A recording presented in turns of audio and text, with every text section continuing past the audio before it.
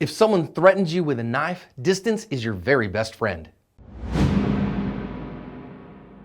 Hi everyone, this is John with today's active self-protection lesson, which is actually two incidents out of England. Here we're going to see two different stores that are going to be attempted to be robbed by people wielding knives. And we're going to learn a couple of very significant lessons here. Number one, about attitude and a willingness to defend yourself wholeheartedly. And number two, about the importance of keeping distance against a short-range tool like a knife.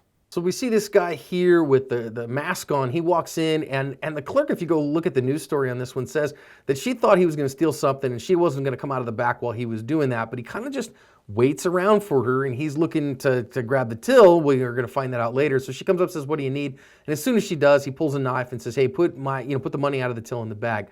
Well, she kind of looks around a little bit, and what you're going to see her do here is that when she feels it, she's going to grab a knife of her own and slap at his knife and say, "Hey, let's go. You want to have at it? Let's go." And that runs him off, and then she runs after him, but he's run off down the street. Pretty gutsy on her part. This next one, you see these guys running with two big old knives, and the clerk, who's off screen at the beginning, grabs this little display rack and starts pushing it at him, and that gets him to at least stop coming his way. And when he starts grabbing some wine bottles and hucking them at him, they run off, and his attitude wins his day as well.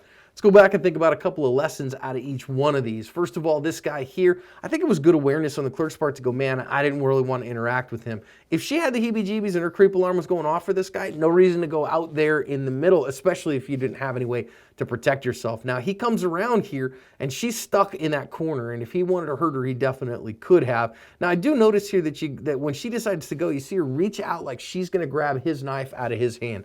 And I think that was gutsy, but make sure that you have the skill set to pull off what it is you're looking for. Very difficult to take a knife out of somebody's hand. That's why we practice those 5Ds plus 1 instead. Now, you do notice here, it's very rare that I see a defender get into an honest-to-goodness knife fight, not defending against a knife, but actually using one that they pulled off the counter and then getting in a fight with knives. Now, thankfully, this one didn't go very long with knives. He didn't want to fight, but I think that's the first time I've seen somebody actually grab a knife off the counter and offer to have a knife fight with somebody, which is pretty cool to see for the very first time.